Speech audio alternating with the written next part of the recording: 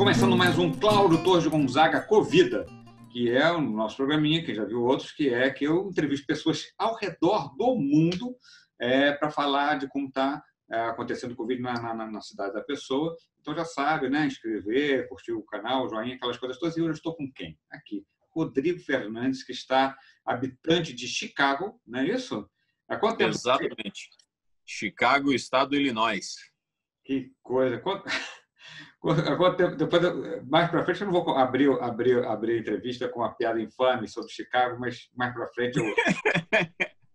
Não, e é engraçado que tem um hábito que está rolando agora na quarentena, que foi até uma sugestão do curso, de o pessoal estava, enfim, ficando maluco, né, de como ser criativo preso por tanto tempo num lugar só e tal. E aí o curso recomendou abrir uma live que é meio como o taxista faz. Sabe quando você entra no táxi, o taxista está conversando com alguém? Uhum. Eles recomendaram fazer a mesma coisa.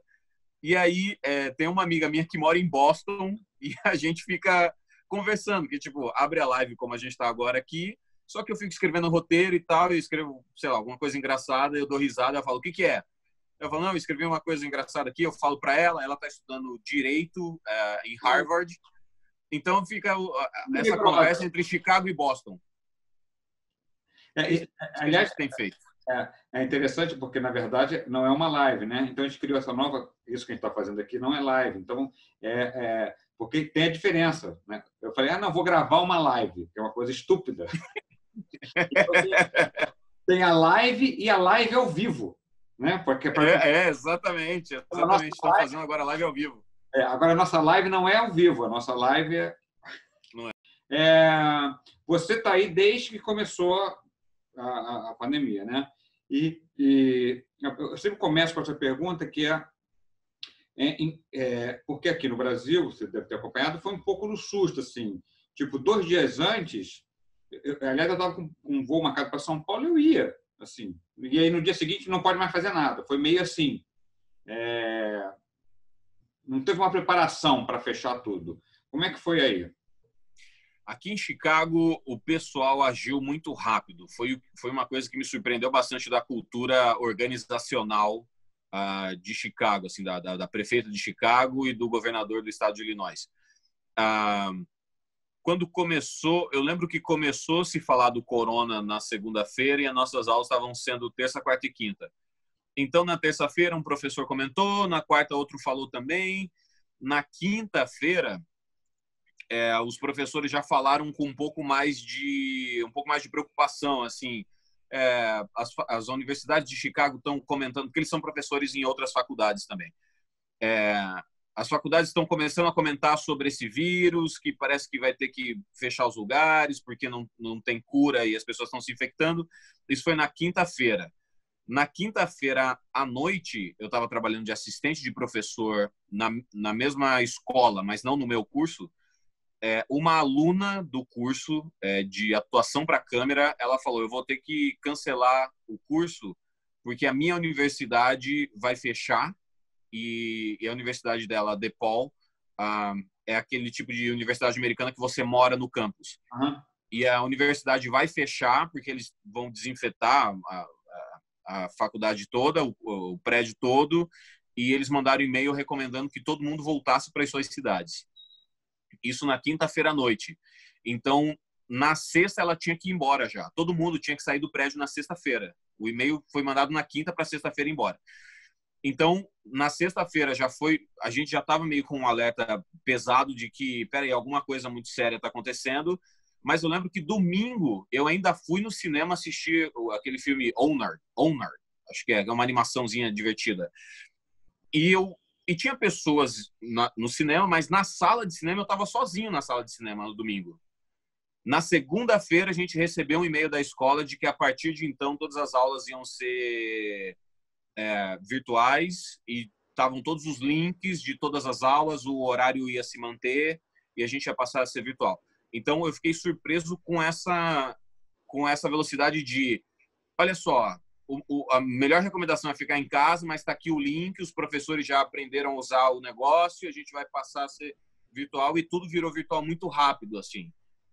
Isso foi junto? Foi um pouco no susto, mas o pessoal agiu rápido para continuar fazendo acontecer. Tanto que a Second City foi a única que fez isso. Todas as outras dispensaram os alunos e não tem mais aula. Mas isso foi junto com o comércio? O comércio demorou mais uma semana ainda. Essa semana que a gente passou a ser virtual, o comércio na outra semana começou a fechar. Então a escola... Não sei se todo mundo sabe que você está fazendo um curso de comédia. Só dar uma explicada nisso. Isso. Eu estou estudando na Second City, que é uma escola de comédia aqui de Chicago há 61 anos, em 2020, é de 59, em que grandes nomes da comédia se formaram lá, estudaram comédia lá. O Bill Murray, o Dan Aykroyd, o Harold Ramis, o pessoal do Caça-Fantasmas, a Tina Fey, do Saturday Night Live, o Martin Short estudou também na Second City, e vários outros comediantes não ficaram famosos estudando na Second City. Então, eu ainda estou no momento da aposta. Eu ainda estou do tipo assim, será? Mas e aí, quando foi bom, enfim, agora fechou o comércio, fica em casa e as pessoas todas, como é que se diz, assumiram isso rapidamente, incorporaram ficar em casa, ou ainda teve... Estou te falando isso porque, por exemplo, em Munique, que eu conversei, ainda ficou uma semana com as pessoas dando festa, que as pessoas não levaram a sério na primeira ordem. Aqui eu acredito que acabou sendo rápido, porque o americano é muito germifóbico. E eles usam essa expressão o tempo todo, eles são germphobics. Eles usam essa expressão mesmo porque eles são. Assim, o negócio da cultura americana já ser uma cultura em que as pessoas não se abraçam, não se beijam no rosto, não são nem muito de apertar a mão, não. São, tipo... nas primeiras semanas foi muito estranho para mim, que era assim, então eu já vou indo. E a pessoa vira as costas e vai embora. Não tem um tchau, valeu, um abraço, a gente se vê, cumprimenta todo mundo. Não tem isso. Eu falo assim, então já vou. E vai. Então eu falei, caramba, e aí eu comecei a fazer stand-up aqui, nos clubes de comédia menores, assim, para começar a fazer stand-up em inglês. Meu inglês falado não é exatamente bom. E eu vi muito comediante fazendo piadas sobre ser germphobic. Então, é uma cultura americana. Então, quando falou assim, tem um vírus na rua que a gente não tem cura e está matando todo mundo, as pessoas meio que, ok, vamos ficar em casa e entender o que está acontecendo. O público comum. O que eu percebi dos mercados aqui em volta, ele tem umas quatro redes de mercado em volta do meu apartamento, demorou um pouco para eles criarem as regras internas do mercado. Então, demorou um pouco para manterem um número X de pessoas dentro e uma fila do lado de fora. Mas assim que um mercado começou a fazer, todos começaram a fazer, e as pessoas respeitam a fila do lado de fora, um número X de pessoas andando dentro. Depois eles começaram a exigir máscara, você não entra sem máscara no mercado. Depois eles começaram a colocar número de itens que você pode comprar. Por exemplo, água, você pode levar um pack de água, de que vem 12 águas. Você não pode pegar 10 packs de água, não pode. Então, eles já começaram a botar limite, que era uma coisa, assim... Tá uma coisa maluca que ninguém sabe o que é, mas a gente tem que garantir comida e água para todo mundo. Então, as coisas que eu vi do Brasil, eu vi muito vídeo do Brasil, da galera comprando tudo e foda-se você. Aqui não foi permitido isso. Mas teve essa loucura do papel higiênico, não, né? Aqui teve a loucura do papel higiênico. Eu caí na loucura. Tava todo mundo comprando papel higiênico pra caramba. Mas por quê? Eu não faço a menor ideia, Cláudio. Eu só... Poucas vezes na vida eu segui a manada, e essa foi uma das vezes que eu fiquei assim... Eu não sei porquê, eu não sei se um dos efeitos colaterais disso é diarreia, eu não sei qual que tá sendo a onda, mas eu fui no mercado comprar água, enfim, coisas, e aí eu vi muita gente comprando muito papel higiênico. Aí eu falei, puta merda, cara, será que vai acontecer alguma coisa? Eu vou ficar sem papel higiênico? A gente mora em 5 aqui em casa. E aí eu comprei papel higiênico pra caramba. Eu falei, bom, de papel higiênico a gente não morre. Ou morre. Não faz nem sentido isso, mas a gente não morre de falta de papel higiênico. A gente não vai morrer, galera. Pode morrer asfixiado de papel higiênico. A gente pode até morrer, mas não de bunda suja. Isso é muito engraçado. Eu já estou perguntando isso. E em muitos lugares teve isso, essa loucura do papel higiênico, cara. Que coisa... eu fui com a manada. Dessa vez eu fui tranquilamente com a manada. Tem estudos sobre isso.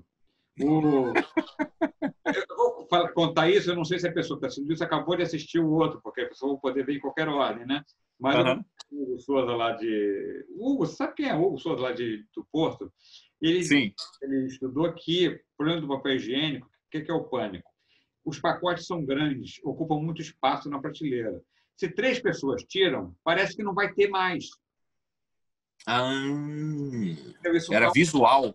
Visual, isso causa um pânico. O cara olha aquela prateleira vazia, que na verdade não está vazia, mas é porque não tem como estocar muito. Diferente de uma lata de Nescau, que tem uma porção. Claro. O cara tira claro. O papel higiênico, você tira um pacote daquele, fica um vazio. Fica um vazio dentro da pessoa, que a pessoa passa e sente um vazio dentro dela também. Aí, indo para uma coisa mais específica, você acha, você que está estudando roteiro e tudo, que esse assunto vai ser imperativo que a dramaturgia, que os filmes abordem isso, ou seja, teve um cara aqui no Brasil que escreveu que agora tudo que for produzido a partir de agora tem que incorporar o coronavírus na dramaturgia, né? E eu até discordo disso, mas você acha que... Discordo totalmente. Você acha, então, que vai ter uma coisa ou outra, mas que você não precisa incorporar isso como... Eu acho que o vencedor do Oscar de melhor filme ou melhor roteiro de 2023 vai ser sobre um filme que acontece na epidemia do corona. Mas logo depois que isso passar e a gente puder ir para a rua, ninguém, absolutamente ninguém, vai querer ouvir falar de corona. Não, assim, tem todas as questões as pessoas estão aflitas, como é que vão gravar, como é que vai ser, né? O dia a dia. Todo mundo virou youtuber. A gente percebe que a pior coisa que aconteceu na pandemia é que todo mundo virou youtuber. Eu acho assim que eu concordo que na verdade as pessoas não vão querer falar ouvir muito corona logo imediatamente, até pensando que o período pós-guerra foi o grande período do auge dos musicais, que era uma coisa totalmente leve e descompromissada, sem conteúdo nenhum, era só farra, né? E os filmes barra pesada de guerra vieram nos anos 60, a guerra já tinha acabado há 15 anos. Né? Eu acho que é isso que vai acontecer. Agora, por outro lado, por exemplo, eu imagino que algumas coisas perdurem muito. Por exemplo, a máscara, eu acho que é uma coisa que as pessoas vão... Então, assim, vai ser normal as pessoas andarem de máscara, eu imagino, durante um bom tempo. Então, uma coisa que é tipo uma novela, uma coisa assim, talvez nas cenas o figurante tenha que ter máscara, sabe? Eu penso que depois da reclusão, do corona, pessoas perdendo emprego, empresas fechando, todo mundo num caos e a gente não tem a cura, então a gente não sabe quando isso acaba. Eu acho que depois desse período as pessoas falam assim, caramba, eu quero ir para um musical, eu quero ir para um show de comédia, eu quero me aglomerar no bar, eu quero a vida de volta. Então, a novela, o filme, a série que for representar esse período logo após, eu acho que é um tiro no pé absurdo, que é o tipo de coisa que o cara vai ver e mudar de canal e fala assim, não quero mais saber disso. Eu já, por exemplo, nos primeiras semanas, eu ficava acompanhando os dados todos do jornal, e agora a gente reduziu, a gente vê um jornal. Senão a gente ficava... Senão você pira, velho. Senão você pira o cabeção. Mas só um dado de curiosidade, por acaso que a máscara até pegou, mas só que as pessoas usam nos lugares mais, entendeu? Como se o cara... Foi no queixo? Não, a máscara uso o tempo todo, só tiro para conversar e tossir. É mais ou menos isso, entendeu? As pessoas... Outro dia, eu vi, até se eu conseguir, eu coloco isso na edição, mas eu vi o cara com a máscara no cotovelo. Era motoboy? Tá acostumado já, né? Eu, cara, não, estou mandando espirrar no cotovelo, tem que proteger, né? Colocar a máscara. Faz sentido. Eu acho que o uso de máscara tem que ver se alguém está fazendo essa pesquisa. Eu acho que o uso de máscara está aumentando o número da venda de Listerine. porque a pessoa que tem bafo finalmente está descobrindo que tem bafo. Finalmente está descobrindo. Isso é maravilhoso. Teve uma postagem, acho que chama, é da Giovana, eu não vou lembrar. Eu não vou lembrar o nome dela, mas ela fez uma postagem que era isso, assim, super um texto assim, tem coisas muito difíceis. A corona está fazendo a gente passar por experiências novas, muito difíceis. Já experimentou arrotar de máscara? Eu vi um texto todo bonitinho, você achando que era uma coisa de solidariedade e tal, e veio uma... Exatamente. Não, óculos, cara. A gente que usa óculos é um desespero, cara. Eu aprendi, hein? Você passou o sabonete? Funciona. Você primeiro limpa ele... Vou dar um cheiro para a cara também, né? Não, olha, é ótimo, é inacreditável. Inacreditável. Inclusive é para a vida toda, porque é anti-embaçante mesmo. Dos dois lados.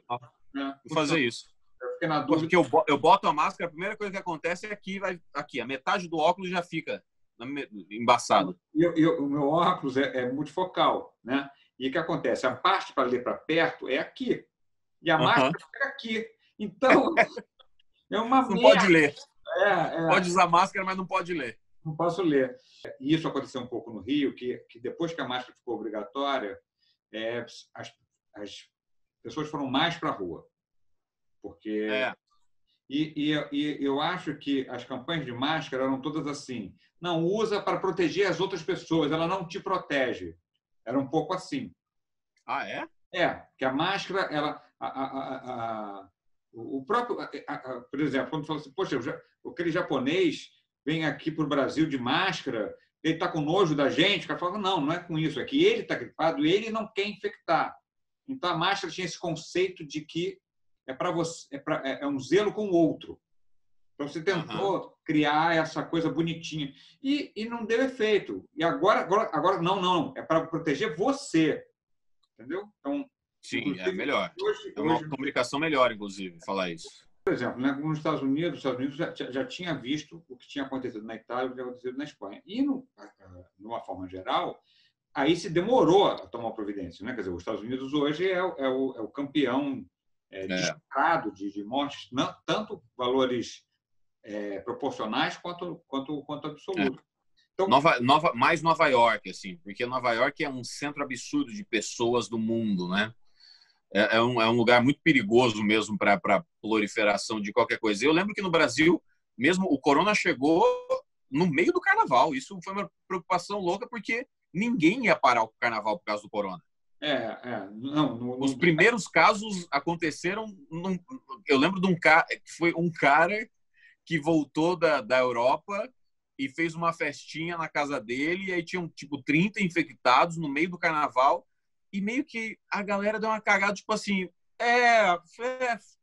acontece, né, galera? Mas deixa passar a nossa festa aqui, a gente se preocupa com isso. Oficialmente, o primeiro caso no Brasil teria sido 16 de março. Isso foi a primeira notícia que saiu. Hoje em dia, essa data já mudou para antes do Carnaval, né? Mas, no caso, na Bahia e tal, teoricamente, no Rio de Janeiro não tinha oficialmente, mas tinha. Então, oficialmente não, mas já tinha. Já tinha. Bom, do cinema a gente falou, eu concordo com você, eu acho que a gente vai querer no vídeo, mas quando você conseguir voltar a fazer stand-up, para stand-up é bom, né? Vai ter, ou você não acha que não vai rolar piada de corona? Eu estava pensando nisso hoje, na hora do almoço. Eu estava pensando sobre exatamente isso na hora do almoço, e a minha decisão pessoal foi: não falarei sobre esse assunto. Porque absolutamente todos os comediantes vão se ver obrigados a falar sobre corona. E eu acho que a gente cai na mesma coisa, o cara que passou muito tempo recluso, finalmente ele quer dar risada, ele vai para um clube de comédia e todos os 4, 5 comediantes estão fazendo piada sobre corona.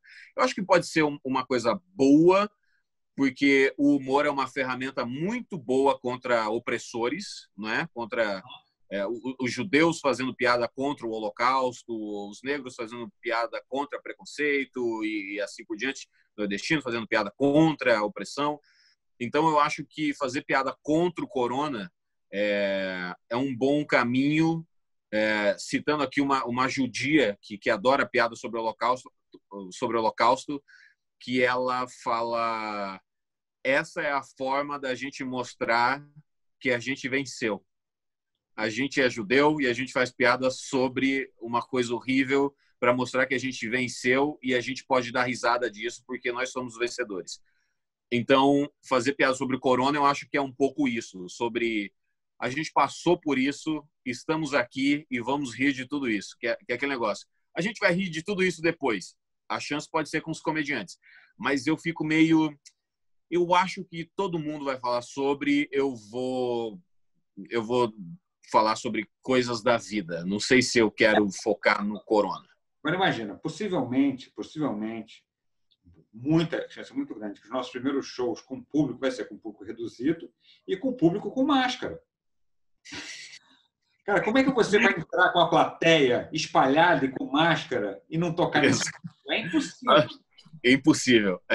E vai ser assim, os bares, com certeza vai ser assim. Beleza, mas as mesas têm que estar a 2 metros de distância uma das outras. Isso. Aí as pessoas vão estar numa fila para entrar no bar, juntas todas elas. Elas entram no bar, sentam a 2 metros de distância. Aí termina o show. Aí elas vão pagar a conta, todo mundo junto para pagar a conta. E assim, não, é só porque a fiscalização falou que tem que ser 2 metros de distância. Porque, ok, tudo bem. Não faz muito sentido. Mas a gente estava falando da máscara e eu pensei aqui enquanto a gente estava conversando que eu acho que também uma coisa boa das pessoas usando máscara é que finalmente a pessoa feia de olho claro vai ser valorizada. Porque tem muita gente que é feia, tem um sorriso feio, tem uma formação óssea horrível, mas cobrindo com máscara e deixando só o olho bonito, olho mel. Porra, tanta gente com olho mel que a gente não consegue reparar. Acho que agora é a chance da gente começar a valorizar os detalhes. Acho que todas essas mulheres que passaram a vida inteira usando burca estão falando, pois a gente já sabia. Isso é novidade para vocês. A gente está tranquilo desde o ano 1. O nosso amigo Smigo já está comemorando, já fazia piada disso, né? Que era piscina na favela, né? Um clube de comédia, eu distribuía máscara com a pessoa já rindo, né? Que pelo menos... isso é muito bom. Isso é muito bom. Pelo menos a gente ia olhar assim e falar, não, o pessoal está rindo hoje, né? E o cara rindo de olho fechadinho, assim, né? Não, ele não está dormindo, não. É quando ele ri, ele fecha o olho. Mas você ouve falar alguma coisa de, por exemplo, em Portugal também o estudo inicial é 30% de ocupação. De contaminados? Não, de ocupação de teatro para reabrir. Uhum. Aí se fala em alguma coisa? A gente está aqui no dia 19 de março. Maio. É de maio. A quarentena atrapalha um pouco, mas... É de maio. Que todo dia é sábado, né? Todo dia é sábado com a gente. Ele abriu aí no meio. É verdade. Maio. E a prefeita de Chicago disse que no final de maio ela vai ter alguma posição sobre junho. Então, o prazo é no dia 30 de maio. Ela vai... No mês passado, em abril, ela falou, em maio a gente vai desenvolver um plano de volta ao comércio ou à circulação de alguns serviços. O sino bateu. Deixa eu tentar.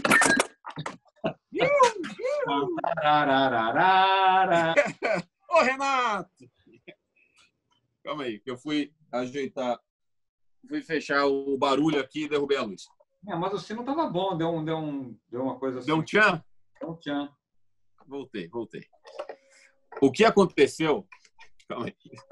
Eu vou deixar isso aqui bonitinho que você consegue ajeitar na edição. Se quiser também.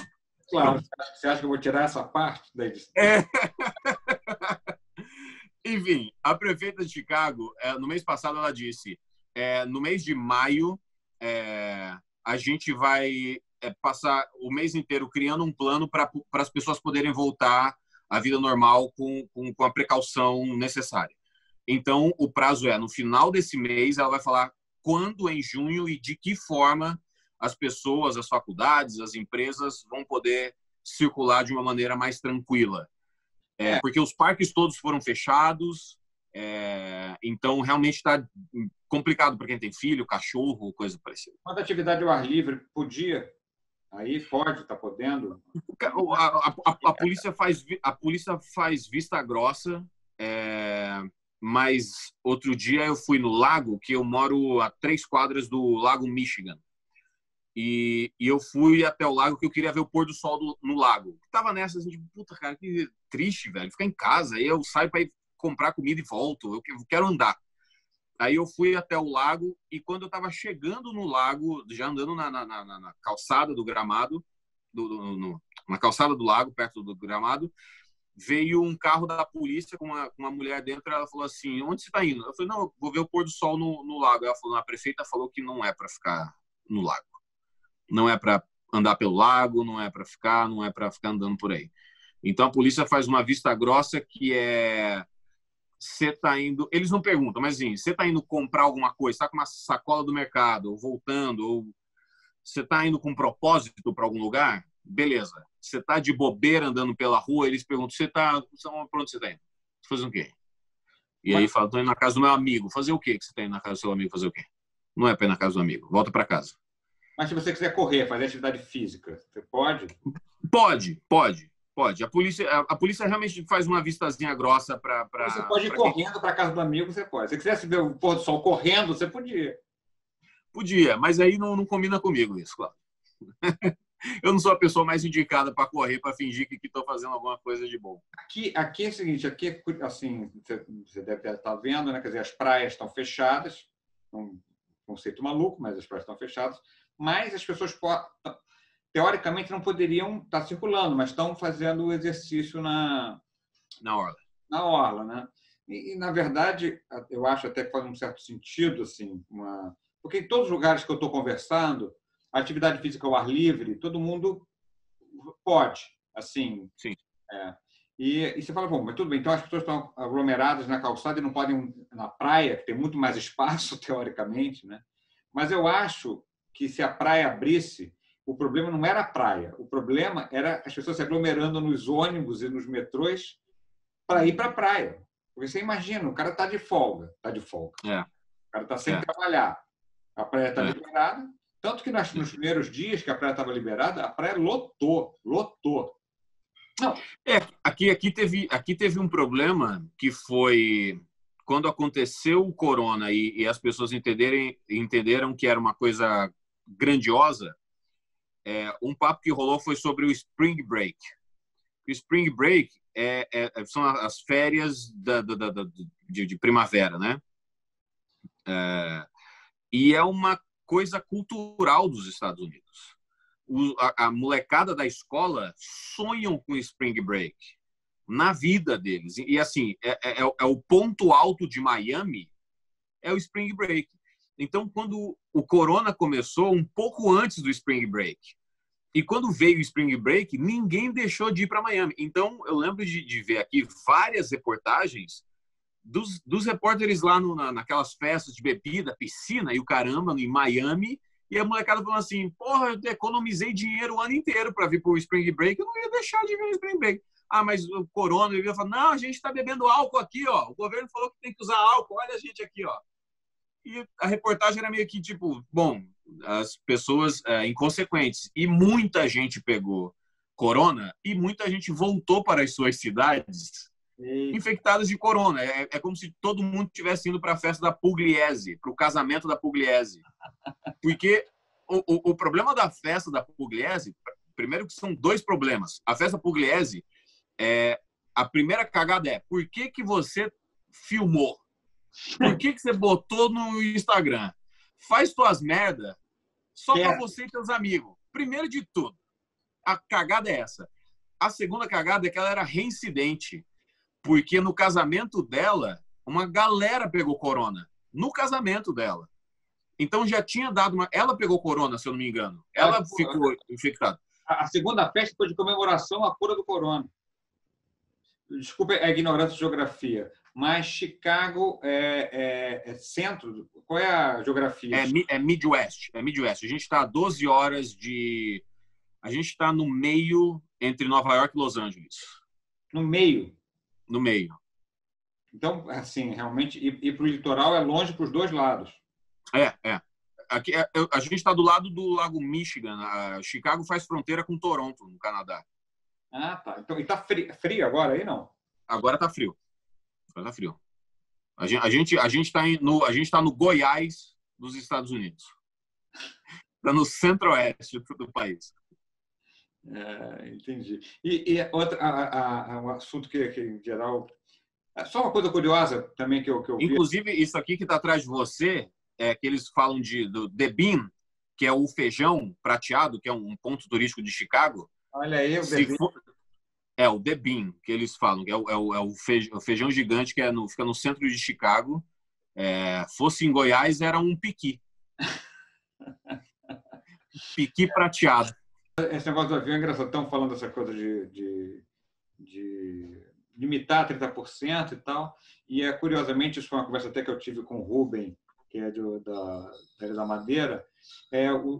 Os aviões não estão falando em voar com 30% dos passageiros. Quer dizer, eu achei muito maluco, porque eu li que os aviões estão fazendo uma promoção que, se você pagar $36 a mais, não sei onde era isso, pagar uma grana a mais, não vai pessoa na poltrona do meio. Quer dizer, uma providência que eles tinham que fazer, né? E isso vira um custo para você. Mas sempre foi isso. A poltrona, a gente tem uma poltrona conforto. O Danilo Gentili processou a TAM e acabou perdendo o processo porque ele não comprou a poltrona conforto, mas foi viajar na poltrona conforto, e os caras falaram, você tem que pagar mais por isso. Eu falei assim, minha perna não cabe na poltrona desconforto.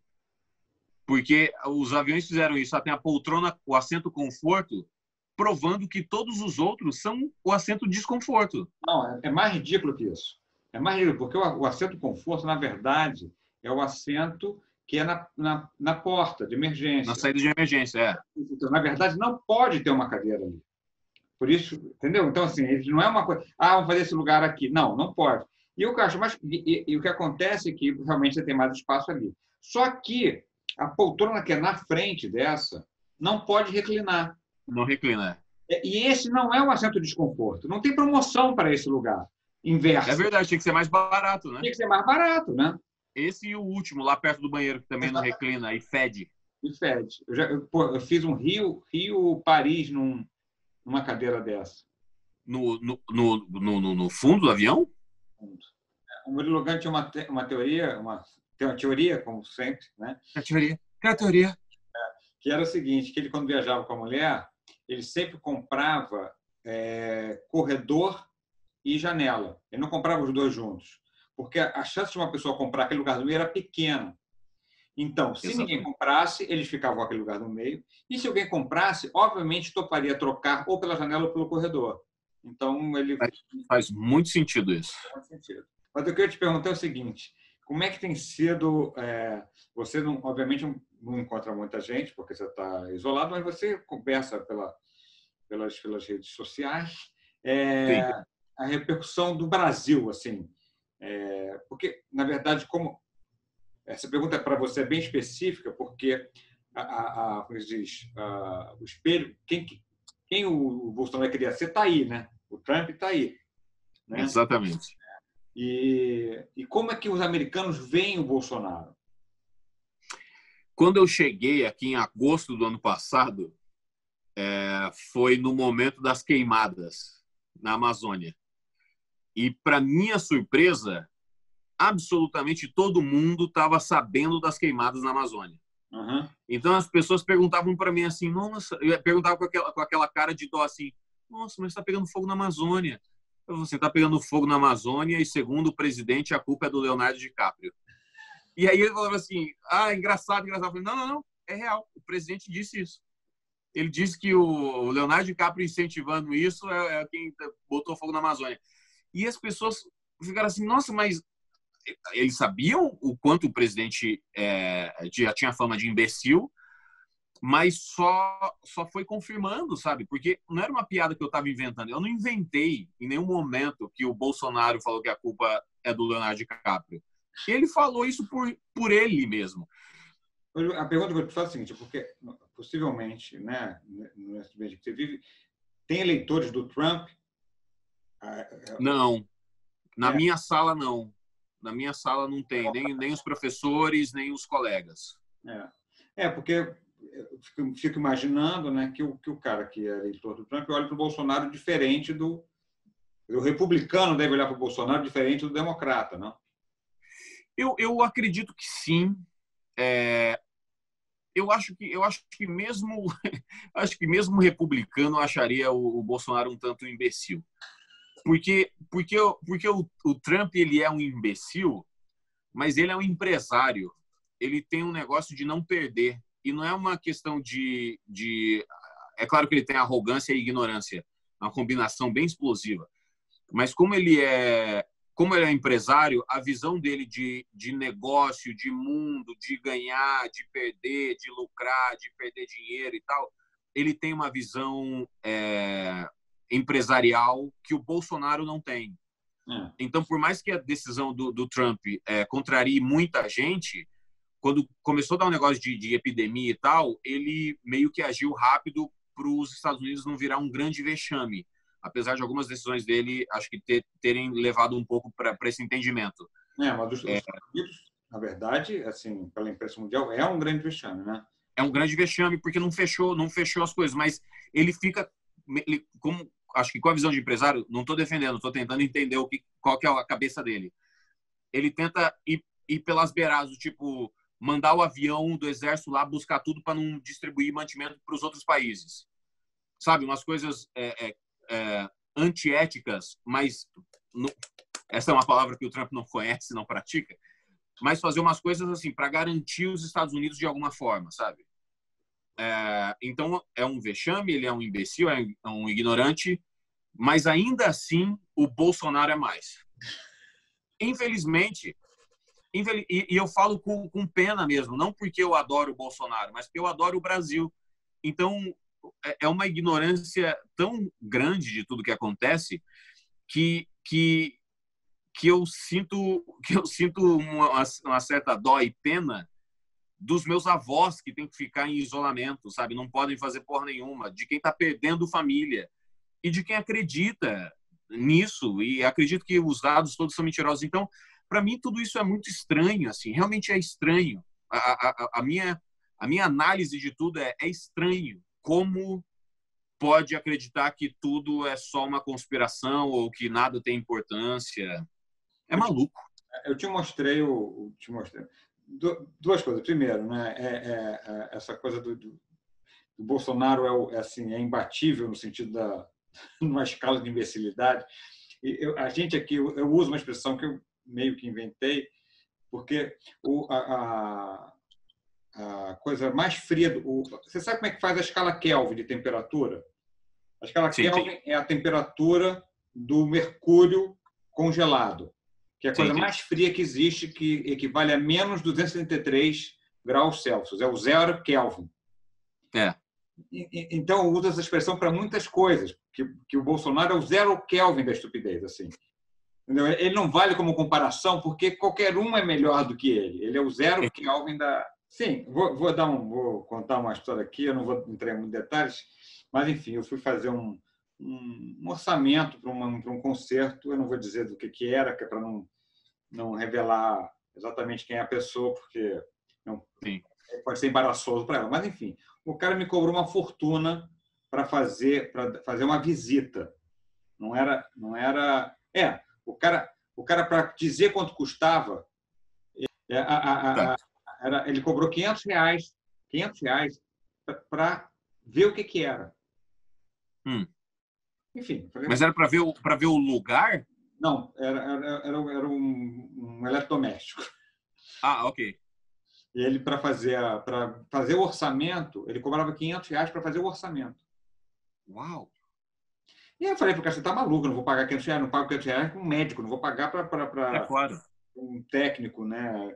E aí o cara começou a falar uns impropérios e tal. Eu falei, olha, quer saber? Eu não quero mais... Tudo isso troca de WhatsApp. Aí, num desses impropérios, eu falei, olha, o senhor realmente, nessa época, durante o corona, o Covid, deve estar com muito serviço para poder estar negando o trabalho. Falei isso. E ele me respondeu isso, por favor, você ouça com atenção. Tempo de coronavírus ou não tempo de coronavírus, aqui na minha empresa, a gente entende que isso é uma farsa mundial. A gente é lúcido no tempo e no espaço para entender que isso é um golpe comunista. Mas a questão nossa aqui não é política. Uau, cara!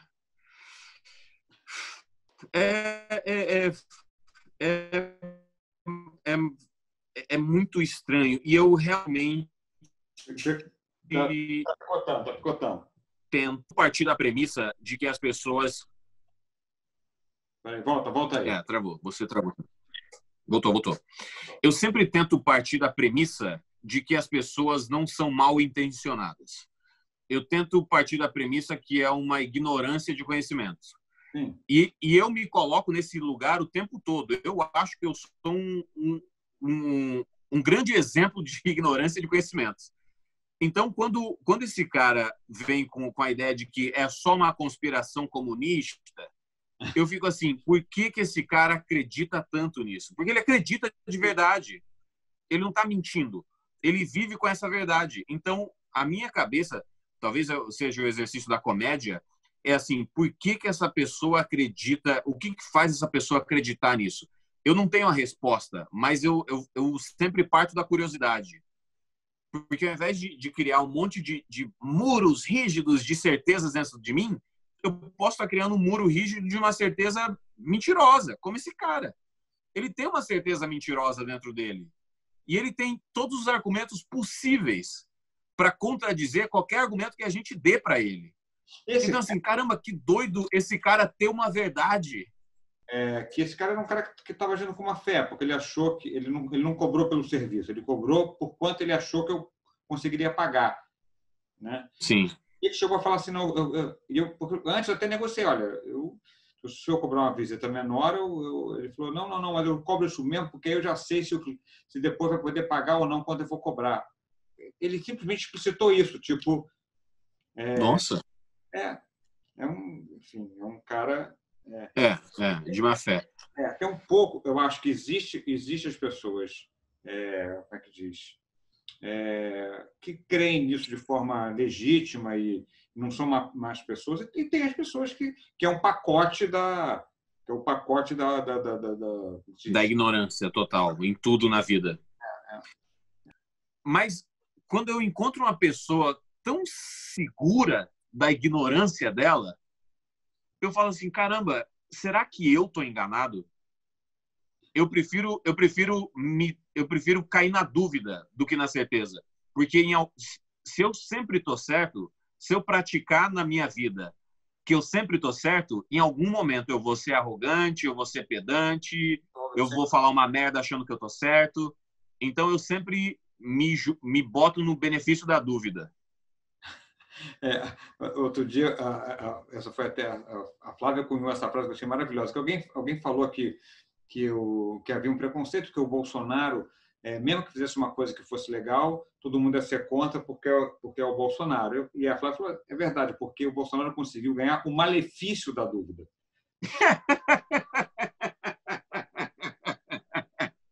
Bom, nós já estamos com 1h20, possivelmente eu vou ter que cortar. Vai ter trabalho aí. Então, você que está assistindo a essa versão, a gente está 1h20, material bruto, a gente chama assim.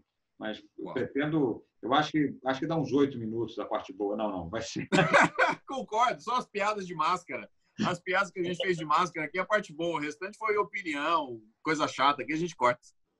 Então, beleza. Então, já sabe, agora já pode dar o like, porque agora você já viu o vídeo, então você viu até aqui, então você gostou. Então, para você, se inscreva no canal. Por favor, Rodrigo, suas últimas... se despeça dos nossos espectadores. Para algumas pessoas, eu vou dizer um até logo, que a gente vai acabar se esbarrando em algum show no futuro, em alguma outra transmissão, em alguma outra entrevista, algum outro bate-papo. Para outras pessoas, eu vou me despedir, porque se você está furando a quarentena você não vai estar vivo para a gente se encontrar no futuro.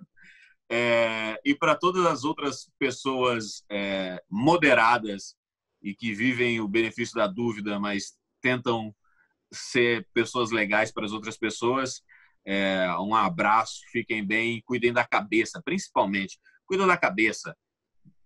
Faz teus intervalos. Todo dia é sábado, então se você parar no meio do dia, 2 horas da tarde, para assistir um episódio na Netflix da série que você gosta, assiste. Porque todo dia é sábado. Não vai pirar o teu cabeção e a gente vai sair de tudo isso em algum momento. Em algum momento isso vai passar. A história da humanidade prova que as piores tragédias da humanidade, todas ficaram para trás. Essa aqui também vai ficar. Então, acredite e cuida da cabecinha. Maravilha, gente. Até.